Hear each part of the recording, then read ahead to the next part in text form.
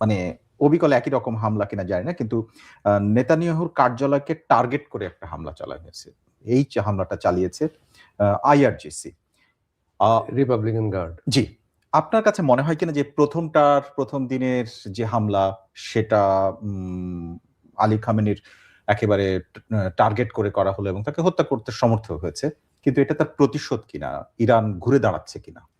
না, ইরান আমি বলবো যে যুক্তরাষ্ট্র এবং ইসরায়েলের সাথে সরাসরি যুদ্ধ করার অবস্থায় নেই। ইরান যেটা করছে সেটা হলো আত্মরক্ষা করার চেষ্টা করছে। তাদের উপর একটা যুদ্ধ আগ্রাসন চাপিয়ে দেওয়া হয়েছে, তারা আত্মরক্ষার চেষ্টা করছে। এবারের মানে গত জুনের সাথে এবারের যুদ্ধের পার্থক্য হলো তারা যুদ্ধটা পুরো মধ্যপ্রাচ্যে ছড়িয়ে দেওয়ার চেষ্টা করছে। ইরান তারা বলতে চাচ্ছে যে আমরা কেন একা ক্ষতিগ্রস্ত হব, যেহেতু তোমরা মধ্যপ্রাচ্যের দেশগুলো তোমরা যুক্তরাষ্ট্র এবং ইসরায়েলের এই আগ্রাসনে সহযোগিতাও করছো, তোমরাও ভুক্তভোগী হও এবং যুদ্ধ থামাতে হলে তোমরাই থামাও, যুক্তরাষ্ট্রকে চাপ দাও, ইসরায়েলকে থামাও, মানে এই একটা কৌশল নিয়ে এগুচ্ছে। তবে যেহেতু তাদের সর্বোচ্চ নেতাকে মেরে ফেলা হয়েছে এবং এখন আর ইরানের দিক থেকে মানে পিছু হটার কোনো জায়গা নেই, সে এরকম চারিদিকে বেপরোয়া হয়ে হামলা চালাবে। সৌদি আরবে, কুয়েতে, বাহরাইনে, ইসরায়েলে তো বটেই। ফলে তার দিক থেকে যে কোনো জায়গায় এখন হামলা চালানোর বৈধ অধিকার তার রয়েছে, কারণ সে একটা চূড়ান্ত আগ্রাসনের শিকার। তারা প্রতিশোধ নিতে চাইবে, ইসরায়েলের সর্বোচ্চ প্রতিশোধ নিতে চাইবে, তবে কতটা সক্ষম হবে সেটা বলা মুশকিল। আপনি যেটা বলছেন সবাইকে ছড়িয়ে দিতে চাইবে এবং তারা, এটা কৌশল হতে পারে, কিন্তু এটা কি সম্ভব কিনা আদৌ? কারণ বাহরাইন, কুয়েত, এমনকি ইসরায়েল, প্রত্যেকটা দেশেই আমেরিকার সামরিক ঘাঁটি রয়েছে। কাজে তারা কি আসলে বিরুদ্ধে দাঁড়াতে পারবে বলে মনে করেন কিনা আপনার? এটা আসলে বাস্তবতা আছে না, তারা যদি পরিস্থিতি অসহনীয় হয়ে পড়ে, তাদের ক্ষতির পরিমাণ যদি বাড়তে থাকে, সেই দেশগুলোতে একটা চাপ তৈরি হবে জনগণের দিক থেকে যে আমাদের এই যুদ্ধে থাকতে হবে কেন, বা এই যুদ্ধে থামাতে তোমরা, মানে জনগণ বলবে সরকারকে তোমরা কেন কোনো উদ্যোগ নিচ্ছ না। আর এই দেশগুলোতে তো অর্থনীতি যদি ক্ষতিগ্রস্ত হয় তাহলে শাসকের উপর তো একটা চাপ তৈরি হয় এই যুদ্ধ থামানোর জন্য। এবং সৌদি আরব, কাতার, এরা চাইলে তো যুক্তরাষ্ট্রকে বলতে পারে, কিন্তু তারা এখন পর্যন্ত সেই ধরনের কোনো উদ্যোগ নেয়নি। কিন্তু তারা যুক্তরাষ্ট্রকে দীর্ঘদিন, যুগের পর যুগ ইরানকে কোণঠাসা করার ক্ষেত্রে তারা যুক্তরাষ্ট্রের সহযোগী দেশ। ফলে এবার তাদের গায়েও যুদ্ধের আঁচ লাগছে এবং আমি মনে করি যে ইরানের দিক থেকে এই কৌশলটা সঠিক, যে যুদ্ধটা ছড়িয়ে দিতে হবে, একা আমি পারবো, মানে মধ্যপ্রাচ্যে ছড়ানো। হ্যাঁ, এখন মধ্যপ্রাচ্যে যদি পুরো ছড়ানো হয়, আমি সব মিলে যে পরিস্থিতি আপনাকে গত 2 দিনে দেখে মনে হচ্ছে, আপনার পর্যবেক্ষণ কি বলে? আগের যে হামলাগুলো মাত্র কয়েক মাস আগে, 8-10 মাস আগে আরেকটা হামলা হয়েছে, তখন যে 12 দিন ধরে চললো, সেগুলোর সাথে এখনকার একটা পার্থক্য আপনার চোখে পড়ছে কিনা? মার্কিন প্রেসিডেন্ট ডোনাল্ড ট্রাম্প যেটি বলেছেন, দেশটি অর্থাৎ ইরান সম্পর্কে তিনি বলছেন, আমি কোট করে পড়ছি, দেশটি শক্তিশালী এবং বড় হলেও পুরো প্রক্রিয়া সম্পন্ন করতে, অর্থাৎ তাদের যুদ্ধের যে উদ্দেশ্য সেটা সম্পন্ন করতে বেশ কিছু সময় লাগবে, সেটা 4 সপ্তাহ বা তার চেয়ে কম। আসলে এই যুদ্ধ, আমি এটাকে যুদ্ধ আর বলছি না, এটা একটা আগ্রাসন, প্রায় একতরফা আগ্রাসন। কারণ সামরিক শক্তিতে, সামরিক বাজেটে, সামরিক সরঞ্জামে ইরান আর যুক্তরাষ্ট্রের কোনো তুলনাই হয় না। আবার সেই যুক্তরাষ্ট্র এবং ইসরায়েল যৌথভাবে হামলা করেছে, ফলে এটা একটা আগ্রাসন। এবং এই আগ্রাসনে ইসরায়েলের কিছু লক্ষ্য আছে, যুক্তরাষ্ট্রের কিছু লক্ষ্য আছে, কিছু আলাদা আলাদা লক্ষ্য আছে, কিছু একক লক্ষ্য আছে। একক লক্ষ্য হলো উভয়ের যেখানে মিলেছে, যেখানে ইরানে এই সরকার পরিবর্তন করে তাদের পছন্দসই একটা সরকার বসানো, আচ্ছা, সেইটা একটা ব্যাপার। ইতিমধ্যে সেই লক্ষ্যে ইরানের সামরিক কমান্ড এবং রাজনৈতিক কমান্ডের উপরটা প্রায় পুরোটাই নিশ্চিহ্ন করে দেওয়া হয়েছে। খামেনি থেকে শুরু করে ওদের সেনাপতি পর্যন্ত, প্রতিরক্ষা মন্ত্রী, রিপাবলিকান গার্ডের প্রধান, প্রাক্তন প্রেসিডেন্ট, মানে কাউকে আর ছাড়া হচ্ছে না, মানে শীর্ষ একটা বড় লেয়ার পর্যন্ত। হ্যাঁ, কয়েক স্তরের রাজনীতিবিদ, কয়েক স্তরের সামরিক কর্মকর্তাকে মেরে ফেলা, ডিরেক্ট হত্যা করা। তার মানে রাজনীতিকভাবে এবং সামরিকভাবে দেশটাকে নেতৃত্ব শূন্য করা ইতিমধ্যে হয়ে গেছে 72 ঘন্টায়। এখন ইসরায়েলের লক্ষ্য হলো এই দেশটাকে প্রায় গাজার মতো করে ফেলা, ধ্বংস করে দেয়া। আর আমেরিকার লক্ষ্য হলো যে নেতৃত্ব শূন্য করেছি, এখন এমন একটা সরকার আসুক যে আমার কথা শুনবে, একটা পুতুল সরকার বসুক। তো সেইটা ইরানকে নেতৃত্ব শূন্য করা একটা ব্যাপার, হয়তো সেটা করা গেছে, কিন্তু ইরান যে ব্যবস্থাপনায় চলে, ইরানের রাজনৈতিক যে ব্যবস্থা, যেটা অবশ্যই স্বৈরতান্ত্রিক কর্তৃত্বপরায়ণ, ইরানের মানুষও সেটার পরিবর্তন চায়, কিন্তু তারা এইভাবে চায় না, তারা গণতান্ত্রিক উপায়ে চায়। আরেক দেশ আগ্রাসন চালিয়ে ওদের রাজনৈতিক ব্যবস্থা পাল্টে দিবে, তাদের এখানে একটা পুতুল সরকার বসাবে, ইরানের মানুষ কিন্তু এটা চায় না। ফলে এবং খামেনিকে মারার পরে খামেনির যে একটা শহীদি মর্যাদা তৈরি হয়েছে সারা দেশে, ফলে ইরানের মানুষ যুক্তরাষ্ট্রের এই খায়েশ, এই পরিকল্পনা অনুযায়ী সাড়া দিবে, এইটা মনে হয় দুরূহ, এটা কঠিন। যুক্তরাষ্ট্র 30 দিন সময় নিয়েছে বটে, কিন্তু 30 দিনে ইরানের বহু লোক মারা যাবে, ইরানের অবকাঠামো ধ্বংস হবে, কিন্তু যুক্তরাষ্ট্রের লক্ষ্য হয়তো পূরণ হবে না। আপনার এটা কেন মনে হচ্ছে? ইরান প্রথম দিনেই তার সর্বোচ্চ নেতাকে হারিয়েছে এবং আপনি বলছেন যে তার প্রথম কয়েক স্তরের সামরিক নেতাকেও হারিয়েছে, রাজনৈতিক নেতাকেও হারিয়েছে। এরপরে তো এমনিতে এক ধরনের ব্যাকফুটে চলে যায় একটা দেশ, তাই না? কিন্তু দেখুন, আপনি শুরুতে বললেন ইরান আজকে এই সবাইকে হারানোর পরেও ইসরায়েলের প্রধানমন্ত্রীর বাসভবনে হামলা চালাতে পেরেছে। তার মানে এইটা দিয়েই তো প্রমাণ হয় যে তার সক্ষমতা এখনো আছে। আজকে সৌদি আরবেও হামলা হয়েছে। আজকে মানে আমি হিসাব করে দেখেছি মধ্যপ্রাচ্যের মানে যুক্তরাষ্ট্র, ইসরায়েল, ইরান ছাড়াও 11টা দেশে যুদ্ধ ছড়িয়ে পড়েছে। তার মানে ওই 3টা দেশ সহ 13টা দেশে এখন যুদ্ধ চলছে। তো ইরান তো যদি আত্মসমর্পণ করে বা বসে পড়ার অবস্থায় থাকতো, যুদ্ধটা এত বিস্তৃত হতো না।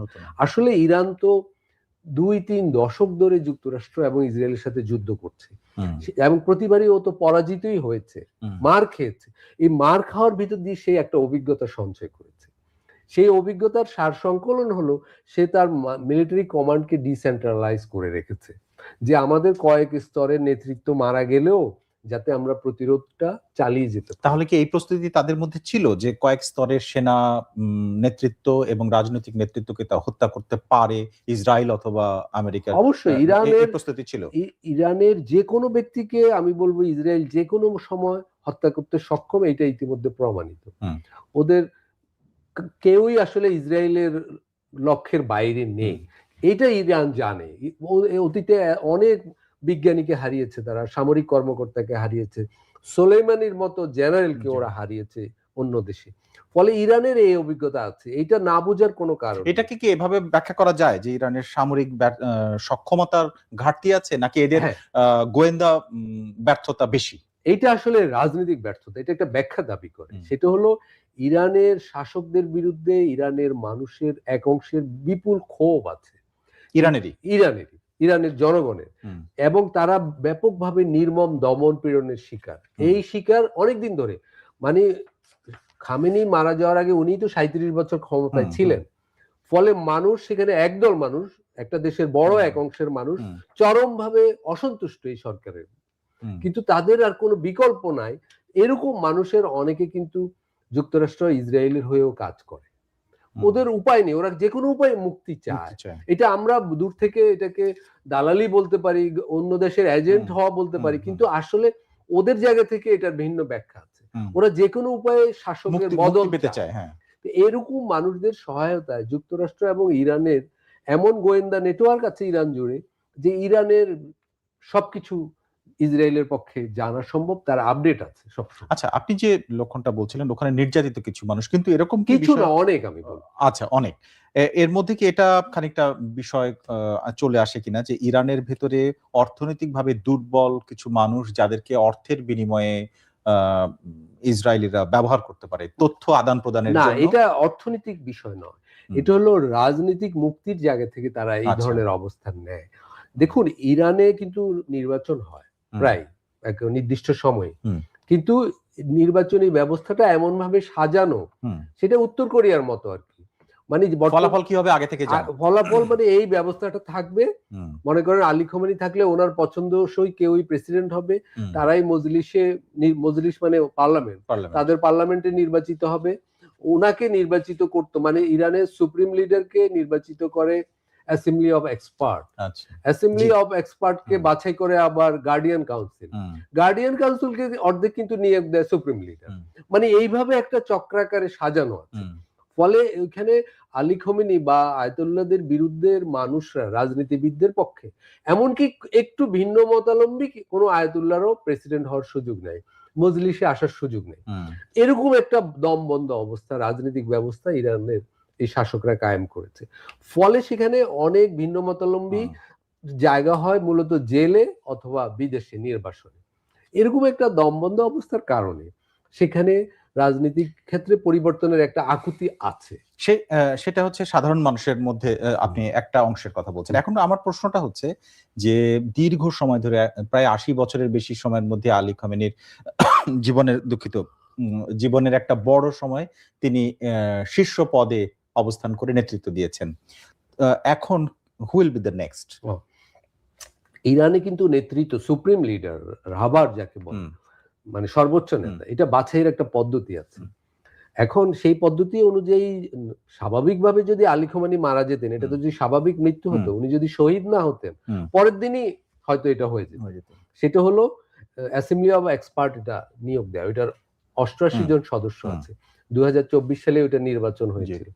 Assembly of expert, guardian council, supreme judicial council হুম। এরা মিলে একজন সুপ্রিম লিডার বাছাই করতো। কিন্তু আমার ধারণা কৌশলগত কারণে ইরান এখন এটা করছে না, এটা কি এরকম করবে না। এই কারণে যে আপনি বলছেন যে ৮৮ জন মানুষ একসাথে বসা অ্যাসেম্বলি করা সেটা সময় হামলা হতে পারে, না, তারা একসাথে সেটার হওয়া জন্য সেটা না। একটা এখন মুশকিল। যাকে বাছাই করলো দেখা গেল পরের দিন ওনাকেও মেরে ফেললো। আচ্ছা। এইটার কারণে মূলত তারা এখন একটা যৌথ নেতৃত্ব তৈরি করেছে। এটাও কৌশলগতভাবে হুম, সঠিক হুম, যে একজনকে মারা হলেও যেন এখন গার্ডিয়ান হুম, কাউন্সিল, মজলিস, সুপ্রিম জুডিশিয়াল কাউন্সিল জি, এদের প্রধানদের নিয়ে হুম, একটা ৩-৪ জনের একটা যৌথ নেতৃত্বের মাধ্যমে তারা দেশটা পরিচালনা করছে। কিন্তু যুদ্ধ যে চলমান, হুম।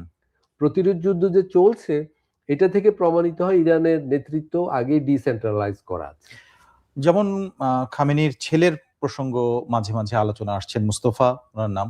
মোস্তফা মুজতবা খামেনি। খামেনি এবং লারিজানির প্রসঙ্গ আসছে। আরো অনেকের প্রসঙ্গ আসছে। আপনার কি মনে হয় যে একজন দীর্ঘ সময় ধরে শীর্ষ পদে থাকবেন, তারপরে তার মৃত্যুতে বা অবর্তমানে বা অক্ষমতায় তার ছেলে আসবে, এই যে ধারাবাহিকতা, এই ন্যারেটিভটা পশ্চিমা ন্যারেটিভ নাকি এটি আসলে তাদের মধ্যে আছে? না, ইরানে কিন্তু এটা পছন্দ করা হয় না। আচ্ছা। এবং ইরানে দেখুন আয়াতুল্লাহ খোমেনি যখন মারা যায়, হুম, তখন কিন্তু ওনার পুত্র এই পদে আসেনি। আসেননি। এবং এখনো আলী খোমেনির পরে যে আলী খোমেনির পুত্রই আসবে এটা কোনো নিশ্চয়তা নেই। এবং হুম, ইরানের রাজনৈতিক সংস্কৃতিতে বা ইরানের সামাজিকভাবে পরিবারতন্ত্রের পক্ষে নয় হুম, রাজনীতির ক্ষেত্রে। কিন্তু এটা হলেও হতে পারে, কারণ ওনার আলাপ আলোচনায় হুম। আলী খোমেনির পুত্র আছেন এবং কিছুটা যোগ্যও উনি। কিন্তু কে হবে এটা আসলে এখনো সঠিকভাবে অনুমান করা যায় না। আচ্ছা। কারণ অর্থাৎ অর্থাৎ ওই বৈঠকের আসলে গুরুত্ব আছে। হ্যাঁ, এবং এগুলা ইরানে অনেক আয়াতুল্লাহ আছে, হুম, ধর্মীয় ব্যক্তি অনেক, এবং সেগুলার কেন্দ্র হলো তেহরান নয়, কোম নগরী। হুম, কোম নগরীতেই ওইখানে ধর্মীয় ব্যক্তিদের মধ্যে একটা ঐক্যমত, সাধারণ ঐক্যমত থাকতে হবে যে উনি আধ্যাত্মিকভাবে একটা দেশকে হুম, নেতৃত্ব দিতে সক্ষম কিনা। আচ্ছা। যুক্তরাষ্ট্র হয়তো কিছু ধারণা করেছে কে হতে পারে। হুম। তো সেরকম কেউ হলে পরের দিনই ইসরায়েল হয়তো মেরে ফেলবে। সেইজন্য তারা এগুলো এটা এই মুহূর্তে ঘোষণা করবে না। ঘোষণা আমার করবে না। এবারে প্রসঙ্গটা একটু আসতে চাই যে কতদিন স্থায়ী হবে সেটি নিয়ে ট্রাম্প যে আভাস দিয়েছেন যে ৪ সপ্তাহের মতো। ৪ সপ্তাহ অর্থাৎ মোটামুটি ১ মাসের মতো। ১ম ১ সপ্তাহ যায়নি, প্রায় ২য়, তৃতীয় দিন যাচ্ছে। তাতে পুরো ইরান জুড়ে যে ধরনের প্রভাব পড়েছে এবং মধ্যপ্রাচ্যের নিয়ে। আপনার কি মনে হয় ৪ সপ্তাহ পর্যন্ত যদি যুদ্ধ গড়ায় তাহলে পরিস্থিতি কোন দিকে যাবে? ইরান আস্তে, আস্তে শক্তিশালী হবে নাকি এটা দুর্বল হতে থাকবে? আসলে দেখুন, ট্রাম্পের কথায় আস্থা রাখার কোনো কারণ নেই। আচ্ছা। তিনি আজকে বলেছেন ৪ সপ্তাহ, হুম, হয়তো ২ দিন পরে বলবেন এই যুদ্ধ ইসরায়েলের যুদ্ধ তো ওরাই করুক। আমরা হুম, আর এটা নেই। আপনার খেয়াল আছে কিনা ট্রাম্প যখন প্রেসিডেন্ট হয় বলেছিলেন ১ সপ্তাহের ভিতরে ইউক্রেনের যুদ্ধ আমি বন্ধ করে দেব। জি, আসলে তো সেটা হয়নি। হুম, যুদ্ধ তো শুধু ব্যক্তি নির্ভর না। হুম, এটার একটা বাস্তবতার মধ্যে আছে। আমি মনে করি যে ট্রাম্প একটা মারাত্মক ভুল করেছেন আলী খোমেনিকে হত্যা করে। কারণ হত্যার মধ্য দিয়ে আলী খোমেনি ইরানের মানুষকে একটা দায়ে ফেলে গেছেন। সেটা হলো কোনো অবস্থাতেই আপোস না করার দায়। হুম, আলী খোমেনির বিরুদ্ধে বিপুল সমালোচনা ছিল ইরানেও। হুম, কিন্তু এখন আর সেটা নেই। কারণ আপনি শিয়া সংস্কৃতিতে আত্মমর্যাদার রক্ষায়, সম্মান রক্ষায় এইভাবে শহীদ হওয়ার একটা আলাদা মানে তাৎপর্য এটা আছে। আসলে অন্য দেশেও আছে, অন্য হ্যাঁ, দের ক্ষেত্রেও আছে। কিন্তু ওরা এটাকে খুব গুরুত্ব দেয়। ওরা গুরুত্ব দেয়। এটা ওদের নেতৃত্ব গুণের বড় অংশ, যে নেতা বা যিনি পরিচালক হবেন, সমাজের যিনি নেতৃত্বে থাকবেন, তিনি এই বিষয়ে পিছু ফিরে তাকাবেন না, আচ্ছা। মর্যাদার সঙ্গে উনি জীবন দিয়ে দিবেন। ফলে আলী খোমেনি এখন অনেক উচ্চতায় উঠে গেছে। এখন আলী খোমেনি বা ওদের যে সামরিক কমান্ড, রাজনৈতিক কমান্ডের সবাইকে যারা যারা হারানোর মৃত্যুবরণ পরে করেছে, ইরানের পক্ষে যুক্তরাষ্ট্রের সাথে কোনো আপোষ রফা করা আসলে দুরূহ। এবং ফলে ট্রাম্প চাইলেও মানে এটাকে ব্যাপকভাবে বোমাবর্ষণের মধ্য দিয়ে চাপে ফেললেও ইরানে তাদের পছন্দসই সরকার গঠিত হবে এমনটা বলা যায় না। বরং যুদ্ধ আমি 1 মাস কেন, আমি বলবো যুদ্ধ যদি 2 সপ্তাহ স্থায়ী হয়, সৌদি আরব, কাতার, দুবাই, কুয়েত, জর্ডান এরাই বলবে যুদ্ধ থামানোর জন্য। কারণ এইসব দেশ, মনে করেন দুবাইয়ে যে বিলাসী মানুষের শহর, বিশ্বে বাণিজ্যের অন্যতম কেন্দ্র, মানে এয়ার কমিউনিকেশনের অন্যতম হাব, এরা 15 দিন একটা যুদ্ধ অবস্থায় থাকবে, এটা আমি কল্পনা করতে পারি না। এখন আলোচনার বিষয়টা, যুদ্ধ চলা অবস্থায় অনেক সময় আলোচনা হয়, কেউ নতজানু হয়ে করতে পারে অথবা যৌথ উদ্যোগে হতে পারে। আমি দুজনের বক্তব্যে পড়ছি। ট্রাম্প বলছেন যে তারা, অর্থাৎ ইরান কথা বলতে চায়, কিন্তু আমি বলেছি তোমাদের গত সপ্তাহে কথা বলা উচিত ছিল, এ সপ্তাহে নয়। এটা এক ধরনের মানে থ্রেট আছে এক ধরনের। কিন্তু লারিজানি ইরান থেকে বলছেন যে এখন আলোচনায় তারা যাবেন না, আলোচনার পথ আপাতত বন্ধ। এটা আসলে এক ধরনের ইঙ্গিত দেয় কিনা যে দুজনই শক্তিশালী অবস্থায় আছে, কেউ কাউকে ছাড় দিবে না? না, এগুলো যুদ্ধের অংশ। এটা হলো সাইকোলজিক্যাল ওয়ার, মনস্তাত্ত্বিক যুদ্ধ। মানে দুই পক্ষই বলছে যে আমি এখন শক্তিশালী অবস্থায় আছি, যুদ্ধের নিয়ন্ত্রণ আমার হাতে, আমি কোনো আলোচনা করছি না, আলোচনা করব না। কিন্তু দুই পক্ষই যে আলোচনার কিছু উইন্ডো খোলা রাখেনি, এটা বলা যায় না। আমার ধারণা জর্ডান এই বিষয়ে মধ্যস্থতা করবে, তার মাধ্যমে একটা আলোচনা হলেও হতে পারে আর কি। জর্ডান কেন মনে হচ্ছে আপনার? কারণ জর্ডানের মাধ্যমে আলোচনাটা চলছিল এই যুদ্ধের আগের সপ্তাহেও। আচ্ছা। এবং সেই আলোচনায় বেশ অগ্রগতিও ঘটেছিল। যুক্তরাষ্ট্র বলেছিল অগ্রগতি ঘটেছে, ইরানও বলেছিল। কিন্তু আসলে যুক্তরাষ্ট্র এবং ইসরায়েলের ইরানে হামলার একটা পূর্ব পরিকল্পনা ছিলই, মানে আটঘাট বেঁধে লাগা, যেটা এবং শুরুতে বলছিলাম। বিশেষ করে ইসরায়েল চায় ইরানকে ধ্বংস করে দিতে। আচ্ছা, আপনি প্রথমে যেটা বললেন যে যুক্তরাষ্ট্রের কথা, যে তারা সরকার পরিবর্তন মানে রিজিম চেঞ্জের বিষয়টা, সেটাতে সেইটার একটা ব্যাখ্যা দাবি করে। সেটা হচ্ছে সরকার শুধু পরিবর্তন করা, যে একজন প্রেসিডেন্ট চলে যায় আরেকজন প্রেসিডেন্ট তার ইচ্ছে মতো আসা, নাকি সেখানে ইসলামী শাসন ব্যবস্থা যে প্রচলিত ধারা এখন আছে ইরানে, সেইটির পরিবর্তন চায় তারা। যুক্তরাষ্ট্রের জন্য ইসলাম বা খ্রিস্টানিটি ইত্যাদি কোনো সমস্যাই না। সে হলো এমন একটা সরকার চায় যে তার কথা শুনবে, একটা পুতুল সরকার চায়। আর ইসরায়েলের সেখানে কি খোমেনি বাধা ছিল? খোমেনি বাধা ছিল, কারণ খোমেনিকে তারা তাদের মতো করে রাজি করাতে পারেনি সব ব্যাপারে। সেক্ষেত্রে বিষয়টি, এবং খোমেনির আমলে ইরানের সামরিক সক্ষমতা অনেক বাড়ছিল। আর খোমেনি যেহেতু ইসলামী শাসন ব্যবস্থার ধারক বাহক, কাজে সেইটার ইসলামী শাসন ব্যবস্থার বিপরীতে দাঁড়িয়ে মানে যুদ্ধটা হচ্ছে কিনা? না, আমি সেটা মনে করি না যে যুক্তরাষ্ট্রের ইসলামী শাসন ব্যবস্থা নিয়ে কোনো ধরনের ওজোর মানে আপত্তি আছে বলে আমার মনে হয় না। কারণ আরো অনেক দেশে এই ধরনের শাসকদের তারা পছন্দ করে। যুক্তরাষ্ট্রের কাছে মূল কনসার্ন হলো, মূল বিবেচ্য বিষয় হলো তার স্বার্থটা হাসিল হচ্ছে কিনা। দেখুন, যুক্তরাষ্ট্র আমাদের মতো দেশের বেলায় সবসময় বলে যে মানে বিশ্বাসযোগ্য নির্বাচন হতে হবে, গণতন্ত্র থাকতে হবে। সৌদি আরবের বেলায় কিন্তু এটা কখনো বলে না, জর্ডানের বেলায় বলে না, মিশরের বেলায় বলে। তার মানে ওইগুলোর কোনো গ্লোবাল বৈশ্বিক মানদণ্ড তার কাছে নাই। যেখানে যেরকম বলে সে তার স্বার্থ হাসিল করতে পারে, প্রভাব বিস্তার করতে পারে, সেটাই সে বলে। এবার আসি ইসরায়েল। ইরানের কাছে মানে ইসরায়েলের স্বার্থটাকে, কারণ আমেরিকা তো অনেক দূরে, ভূখণ্ডের জায়গা থেকে ইসরায়েল কাছাকাছি। ইসরায়েলের স্বার্থটা মানে যদি আপনি একটু ব্যাখ্যা করেন। আসলে আমি যেটা বিশ্বাস করি আর কি, আমার পড়াশোনা থেকে, যে গাজা এখন ইসরায়েলের নিয়ন্ত্রণে অনেকটাই, সিরিয়ার অনেকটা নিয়ন্ত্রণ আছে, ইরাকের একটা অংশের নিয়ন্ত্রণ আছে, লেবাননে আছে। মানে এই দেশগুলা চাইলে সে নিয়ন্ত্রণ রাখতে পারে, এই দেশগুলো তার কথা শুনে যে কোনো সময় বোমা ফেলতে পারে। ইসরায়েলের একটা পরিকল্পনা হলো, যেটা 2025-এর 12ই আগস্ট নেতানিয়াহু ইন্টারভিউ দিয়ে বলেছে, যে আমরা একটা বৃহত্তর ইসরায়েল গড়তে চাই মধ্যপ্রাচ্যে, এটা আমাদের অধিকার। আমরা এখন সেই ঐতিহাসিক মিশন নিয়ে আছি। মানে বৃহত্তর ইসরায়েল বলতে বর্তমান ইসরায়েলের যে ভূখণ্ড তার বাইরে বাইরে Jordan, Iraq, Gaza, Lebanon, Syria এই অঞ্চল নিয়ে তারা একটা বৃহত্তর ইসরায়েল করতে চায়।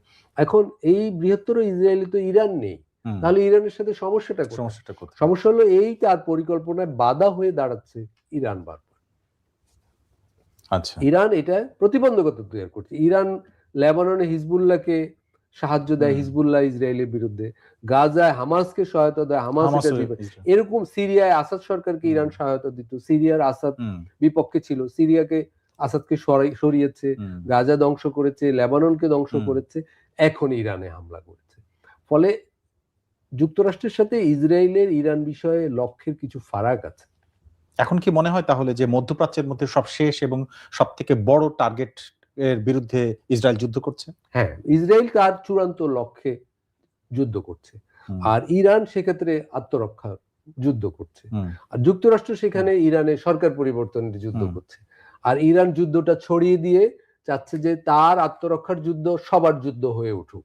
এই হলো এখন তাহলে একই সাথে যেমন টার্গেট ভিন্ন, কিন্তু যুক্তরাষ্ট্র যুদ্ধ করছে, ইসরায়েলে যুদ্ধ করছে, কিন্তু সেই মানে রেখায় মানদণ্ডে তারা এক হয়ে গেছে, তাই তো? এবং সেই যুদ্ধে সম্ভবত একসময় কাতারও যুক্ত হতে পারে ইরানের বিরুদ্ধে, আরব আমিরাতও যুক্ত হতে পারে, সেটা সময় আমার ধারণা সেটাও হবে।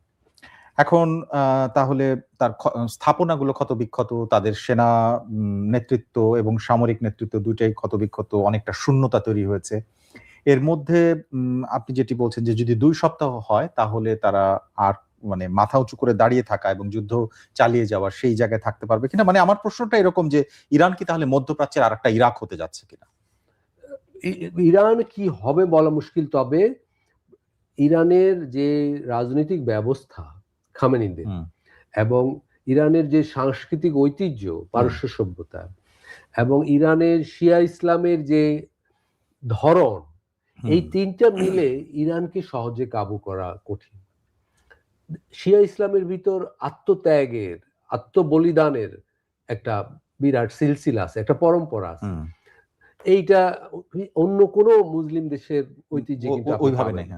পারস্য সভ্যতা সংস্কৃতি সেটা আরবের কোন দেশের চেয়ে, সকল দেশের চেয়ে অনেক উন্নত, শক্তিশালী, মেধায়, মনীষায়, সংস্কৃতিতে। তারপরে যে ইরানের যে রাজনৈতিক ব্যবস্থা সেইটাও কিন্তু খুব শক্তিশালী। সেটা আমি আপনি পছন্দ না করতে পারি, কিন্তু শক্তির দিক থেকে মানে সেটার গাঠনিক ক্ষমতার দিক থেকে অনেক শক্তিশালী, এই জন্য টেকসই হয়েছে। সেই একটা বিপ্লব হয়েছে, বিপ্লবের মধ্য দিয়ে ব্যবস্থাটা গঠিত হয়েছে, সেই ব্যবস্থাটা প্রায় 55 বছর ধরে চলছে। ফলে এই তিনটা মিলে ইরানে যুক্তরাষ্ট্রের পরিকল্পনা বাস্তবায়ন করা কঠিন আছে। এখন ইরানকে যে টার্গেট করা হলো এবং এটার প্রস্তুতি দীর্ঘ ছিল, এখানে যুক্তরাষ্ট্র এবং ইসরায়েল একই রকম, মানে তাদের টার্গেটটা সেম, এই বিষয়গুলো যেমন মিল পাওয়া যাচ্ছে, কিন্তু আপনার মনে হয় কিনা যে এর পরেও আরো টার্গেট আছে, সেটা মধ্যপ্রাচ্য হোক বা না হোক, এবং অনেক সমালোচক যেটা বলছেন যে তুরস্ক এবং পাকিস্তানও লক্ষ্যবস্তু হয়ে উঠতে পারে, সেটি আপনি মনে করেন কিনা? হ্যাঁ, আমি মনে করি পাকিস্তান যেদিনই পারমাণবিক বোমা বানিয়েছে সেদিনই সে ইসরায়েলের একটা নীরব লক্ষ্য হয়ে গেছে। কারণ ইসরায়েল কখনো চায় না কোনো মুসলিম প্রধান দেশে পারমাণবিক সক্ষমতা থাকুক, কিন্তু যেহেতু ইসরায়েল থেকে পাকিস্তান একটু দূরে, সেই কারণে পাকিস্তানকে এখনো টার্গেট করা হয়নি, কিন্তু ধীরে ধীরে পাকিস্তান টার্গেট হতেও পারে। কিন্তু সেটা এখন ইসরায়েলের মূল লক্ষ্য ইরান, কিন্তু সেই কর্মসূচি সম্পূর্ণ হলে পাকিস্তানের ব্যাপার আসতে পারে। এইটা হলো আমার একটা অনুমান। আচ্ছা, এবং এই অনুমানের আরেকটা ফুটনোট হলো ইসরায়েলের সাথে ভারতের যে সুসম্পর্ক গড়ে উঠছে সেটা অবশ্যই পাকিস্তানের জন্য একটা লাল বার্তা। আচ্ছা আচ্ছা, এবারে আসতে চাই ইসলামী শাসন ব্যবস্থার ইরানের যে সূত্রপাতটা, যেটা 1979 সালে রেজা পাহলেভির বাবার সাথে যে এটা শাহ ফ্যামিলির সাথে, আপনার মনে হয় কিনা যে সেই রেজা পাহলেভি এখন যুক্তরাষ্ট্রে বসবাস করে এবং তাকে বসিয়ে দেওয়ার কথা যে গুঞ্জনটা শোনা যায়, সেই সম্ভাবনা আপনি দেখেন কিনা? দেখুন, আসলে ইরানের মানুষের দুর্ভাগ্য বলতে হবে, 1979 সালে ইসলামী ব্যবস্থা কায়েমের জন্য ওরা বিপ্লবটা করেনি। রেজা শাহ মানে একটা রাজতন্ত্র ছিল এবং যুক্তরাষ্ট্র এবং ব্রিটেনের অনুগত সরকার ছিল, সেই কারণে ইরানের মানুষ গণতন্ত্র প্রতিষ্ঠার জন্য একটা গণতান্ত্রিক সমাজ প্রতিষ্ঠার জন্য বিপ্লবটা করেছিল। বিপ্লবের প্রধান দুই শক্তি ছিল, খামেনিও ছিল, আয়াতুল্লাহ খোমেনির ছিল, আয়াতুল্লাহরা ছিল, তুদে পার্টি ছিল, অর্থাৎ ইরানের সমগ্র বামপন্থী শক্তিও ওই বিপ্লবে নেতৃত্ব দিয়েছে। কিন্তু বিপ্লবের পরে খোমেনি ওই বামপন্থীদের নির্মূল করেছে। তুদে পার্টির শত শত কর্মীকে হত্যা করা হয়েছে, বামপন্থী যারা জীবিত ছিল তাদের দেশ ছাড়া করা হয়েছে। সেই থেকে আমি বলবো ইরান, তাদের অস্তিত্ব আসলে নাই, অস্তিত্ব নেই, দেশে আর তারা থাকতে পারে না। সেই থেকে ইরানের দুর্ভাগ্যের শুরু আর কি। ইরানে একটা বিপ্লব হয়েছে বটে, কিন্তু একটা কর্তৃত্ব পরায়ণ অগণতান্ত্রিক শাসন ব্যবস্থার মধ্যে ইরান ছিল। এর মধ্যে যুক্তরাষ্ট্র অবরোধ দিয়ে ইরানকে আরো কাবু করেছে। ইরানে মানুষ মরছে যুক্তরাষ্ট্রের হাতে, ইসরায়েলের হাতে এবং নিজেদের শাসকদের হাতেও। প্রতি বছরই ইরানে বড় ধরনের বিক্ষোভ হয় এবং বিপুল মানুষকে ফাঁসি দেওয়া হয়, মানে হত্যা করা হয়। ফলে এখন যুক্তরাষ্ট্র এবং ইসরায়েল মিলে সর্বশেষ হামলার মাধ্যমে ইরানের মানুষকে হত্যা করছে। এবারে ইরান ইস্যুতে আমি শেষের দিকে বাংলাদেশ প্রসঙ্গে আসতে চাই, যে মধ্যপ্রাচ্যে বাংলাদেশের ওয়ার্ক পারমিট নিয়ে কাজ করছেন এইরকম সংখ্যা প্রায় সবগুলো দেশে আছে এবং এর সংখ্যাটা বেশ বেশি, অনেক বেশি, এবং অনেকে চান এখনো যেতে।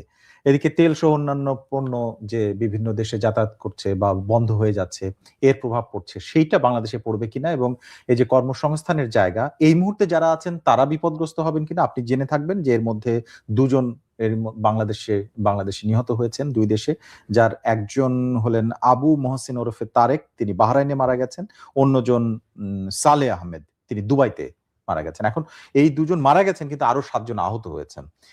এবং এই যুদ্ধ যদি প্রলম্বিত হয়, লম্বা হয়, তাহলে এটা বাড়তে পারে কিনা। সব মিলে বাংলাদেশের ইস্যুতে দিক থেকে যদি আপনি স্বার্থের বিবেচনা করেন, তাহলে এটা কতটা ভয়াবহ এবং কোন দিকে এগোচ্ছে? বাংলাদেশ এই যুদ্ধের মধ্যে পড়ে গেছে অনেকভাবে। দেখুন, আজ পর্যন্ত ৭৯টা ফ্লাইট বাতিল হয়েছে। এটাই তো বাংলাদেশের ক্ষতিগ্রস্ত হয়। এই ৭৯ ফ্লাইটের অনেকেই বড় যারা যাত্রী, তারা চাকরির সূত্রে শ্রমবাজারের অংশ হিসেবে যাচ্ছিল, এরা আজ যেতে পারছে না, অনেকে আসতে পারছে না। জ্বালানির দাম বেড়ে যাচ্ছে। জ্বালানির দাম বেড়ে যাওয়া মানে আমাদের রিজার্ভ থেকে বাড়তি টাকায় অন্য জায়গা থেকে জ্বালানি কিনতে হবে। আবার প্রবাসীরা বৈদেশিক মুদ্রা পাঠাবেনও কম, তার মানে রিজার্ভ একদিকে বাড়তি খরচ হবে, আবার রিজার্ভে যুক্ত হবে কম। তার মানে আমাদের রিজার্ভের একটা সংকট শুরু হয়ে গেল এবং প্রবাসীরা মারা যাচ্ছেন, আহত হচ্ছেন। এটা আরো হবে, আল্লাহ না করুক, কিন্তু হবে। যুদ্ধ যদি চলতে থাকে তাহলে হবে। দ্বিতীয়ত হলো আমাদের এই প্রত্যেকটা দেশে, এই যে 10টা দেশের কথা বললাম যুদ্ধ ছড়িয়ে পড়েছে, প্রত্যেকটা দেশে তো অল্প বিস্তর রপ্তানি হয়, সেটা বন্ধ হয়ে গেল। এবং এই রপ্তানি বন্ধ হওয়ার মানে এইখানে যেসব পণ্যের রপ্তানি হতো, ছোট ছোট প্রতিষ্ঠান তো ছিল, শিল্প প্রতিষ্ঠান, সেগুলা কর্মহীন হয়ে যাবে। ফলে সব মিলে বাংলাদেশ একটা সংকটে পড়ে গেছে আমি বলবো। এটা থেকে উত্তরণ মানে বাংলাদেশের হাতে তো নেই, পরিস্থিতি বাংলাদেশের হাতে নেই। দেখুন, আমরা ইউক্রেন যুদ্ধের ধাক্কা সামলাতেই আমাদের গত 2-3 বছর গেল। এখন আবার এই যুদ্ধটা যদি দীর্ঘায়িত হয়, তার মানে আমরা দ্বিতীয় আরেকটা ধাক্কার মুখে আছি। এখন যদি যুদ্ধ বন্ধে আন্তর্জাতিক উদ্যোগ থাকে, বাংলাদেশের দরকার সেখানে সামিল হওয়া, জোরালোভাবে বলা যে যুদ্ধটা বন্ধ। অনেক ধন্যবাদ আলতাফ পারভেজ।